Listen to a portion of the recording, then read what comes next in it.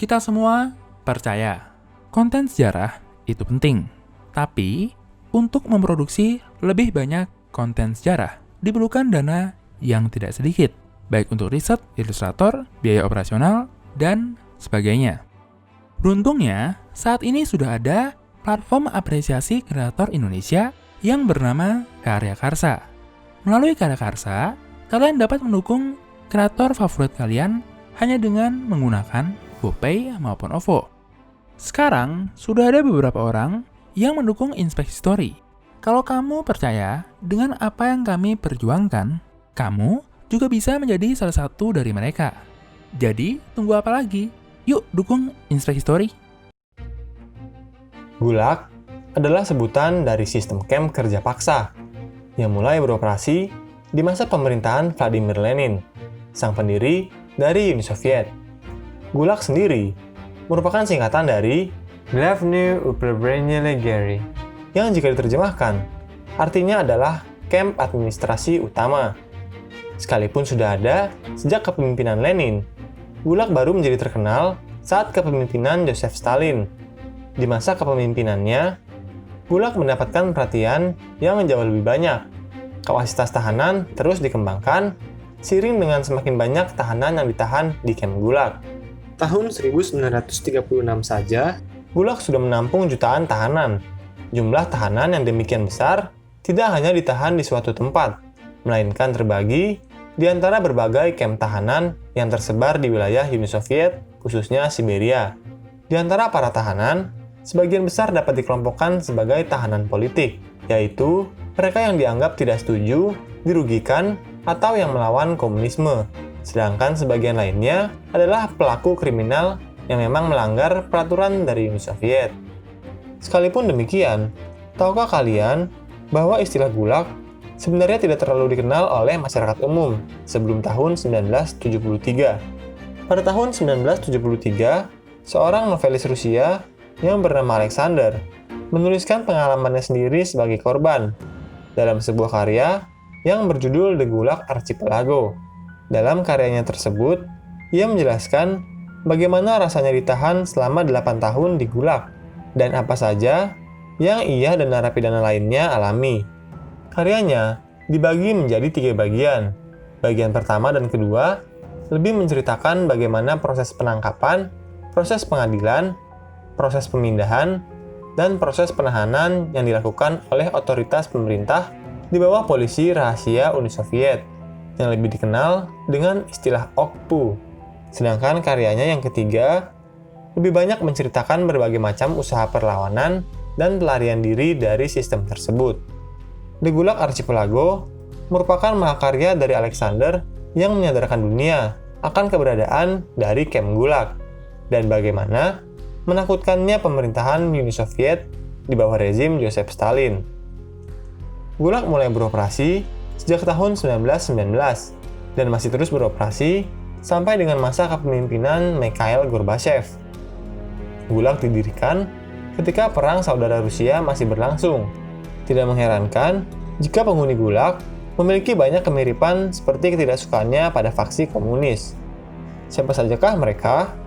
Cukup mudah untuk menebaknya. Yang pertama, para petani kaya dan tuan tanah, yang umumnya berasal dari Ukraina. Mereka-mereka ini seringkali disebut sebagai kulaks. Yang kedua, tahanan dari kalangan militer, yang dalam Perang Saudara Rusia memihak kepada Tsar. Dan yang ketiga, adalah kalangan cendekiawan seperti profesor, penulis, seniman, musisi, budayawan, agamawan, dan yang lainnya, yang dianggap tidak setuju dengan kebijakan komunisme dari Lenin dan kelompoknya. Untuk pertama kalinya, Gulag menerima banyak kebijakan komunisme dari Lenin dan kelompoknya. Gulag menerima banyak tahanan baru ketika Uni Soviet mengumumkan berbagai kebijakan baru, seperti di bidang pertanian kolektif, yang dengan cepat mengirimkan para pemilik lahan atau para pekerja yang masih dianggap kurang miskin untuk ditahan di Gulag. Seiring dengan berjalannya waktu, Gulag semakin dimanfaatkan sebagai alat politik yang bermanfaat untuk menekan lawan-lawan politik dan menjaga stabilitas kekuasaan pemimpin Uni Soviet.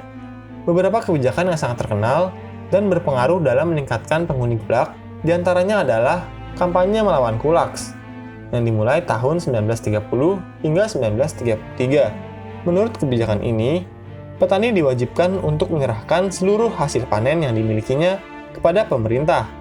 Bagi siapapun yang menyembunyikan hasil panennya, bahkan sedikit pun, akan langsung dianggap sebagai musuh dari masyarakat. Tidak jarang, hanya karena iri dengan jumlah ternak atau hasil panen yang lebih sukses dari tetangganya.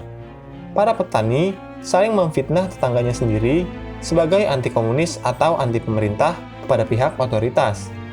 Dampak dari kebijakan ini, Uni Soviet mengucilkan kurang lebih 2 juta petani ke Siberia dan menahan lebih dari 100.000 petani di kamp Gulag. Dan beberapa di antaranya langsung ditembak mati di tempat. Yang kedua adalah permasalahan Kirov. Masalah ini dimulai ketika Sergei Kirov, salah satu pemimpin Partai Komunis yang memiliki hubungan dekat dengan Stalin, terbunuh di kota Leningrad. Marah karena sahabatnya terbunuh, Stalin memerintahkan penangkapan massal yang mengakibatkan kurang lebih 40.000 masyarakat Leningrad segera ditangkap dan dikirimkan ke kamp Gulag. Berbicara mengenai Gulag, memang tidak bisa terlepas dari sosok Joseph Stalin, sang diktator yang terkenal dengan sifat paranoidnya. Setelah Lenin meninggal dunia tahun 1924, kematiannya menyebabkan kekosongan kekuasaan yang diperebutkan beberapa faksi di Uni Soviet. Di antaranya yang terkuat adalah Leon Trotsky dan Joseph Stalin. Perebutan kekuasaan ini akhirnya dimenangkan oleh Joseph Stalin, dan kemenangan Stalin membuat Leon Trotsky yang merasa terancam segera pergi dan mengasingkan diri. Sekalipun demikian, akibat sifatnya yang penuh dengan curiga, Stalin khawatir jika bawahannya, yang sebagian besar merupakan teman maupun kenalan Trotsky, merasa tidak puas dengan kepemimpinannya. Ia khawatir jika bawahannya diam-diam sedang merencanakan pemberontakan untuk menggulingkannya dari kekuasaan dan mengembalikan Trotsky sebagai pemimpin mereka. Hal ini membuat Stalin mengambil beberapa kebijakan seperti memperkuat organisasi rahasia OKU untuk menekan dan menangkap beberapa yang dianggap sebagai musuh negara dan yang mengancam kekuasaannya. Di kemudian hari, OKU bertransformasi menjadi NKVD. NKVD bertransformasi menjadi bentuk akhirnya yang dikenal sebagai KGB. Menghilangnya Trotsky membuat Stalin memerintahkan agen-agen rahasia Uni Soviet untuk pergi memburu Leon Trotsky ke seluruh dunia. Ia percaya hanya dengan kematian Trotsky, kekuasaannya di Uni Soviet menjadi lebih terjamin. Namun, karena keberadaan Trotsky masih belum diketahui, sifat paranoid Stalin semakin menjadi-jadi dan membuatnya semakin meragukan kesetiaan dari para perwira pasukan merah terhadap kepemimpinannya. Terlebih, secara organisasi, pendiri utama dari pasukan merah adalah Leon Trotsky. Hal ini diperburuk dengan sikap para pemimpin pasukan merah yang secara terbuka mempertanyakan atau bahkan melawan kebijakan dari Stalin. Sikap-sikap non-korporatif bawahannya yang seperti ini semakin membuat sifat paranoid Stalin menjadi-jadi. Tidak heran jika pada akhirnya sang diktator paranoid mengambil kebijakan yang paling kontroversial, yaitu pembersihan besar-besaran pasukan merah yang dilakukan dari tahun 1936 sampai dengan 1938. Pembersihan yang dilakukan oleh Joseph Stalin dengan menggunakan organisasi kepolisian rahasia NKVD memiliki pengaruh yang sangat buruk terhadap pasukan merah, baik secara kepemimpinan maupun organisasi. Tidak sedikit dari para perwira pasukan merah yang menjadi korban. Di antaranya termasuk Mikhail Tukhachevsky, yang seringkali dianggap sebagai perwira Uni Soviet yang paling jenius, karena keberhasilannya memodernisasi militer pasukan merah. Pembersihan ini sangat berpengaruh terhadap kepemimpinan tertinggi dari pasukan merah. Di antara 101 perwira tinggi, 91 orang ditangkap, dan di antara 91 orang tersebut, 81 orang diantaranya ditembak mati. Dan 3 dari 5 panglima tertinggi pasukan merah juga dihukum mati, karena dianggap Stalin sedang merencanakan pemberontakan melawan rezimnya. Sedangkan panglima-panglima lainnya dibunuh karena pernah bertentangan dengan kebijakannya. Sedangkan 2 panglima yang masih tersisa dipertahankan bukan karena kompetensinya, melainkan karena kedekatannya dengan sang diktator. Sesuai dengan rencana Politburo, organisasi kepolisian rahasia NKVD diperintahkan menembak mati kurang lebih 75.000 orang dan menahan kurang lebih 225.000 orang. Sekalipun demikian, sampai dengan tahun 1938, angka tersebut jauh melonjak, di mana kurang lebih 700.000 orang ditembak mati dan lebih dari 1.500.000 lainnya ditahan di berbagai kamp tahanan Gulag. Melonjaknya angka tersebut tidak terlepas dari pembersihan yang dilakukan oleh NKVD.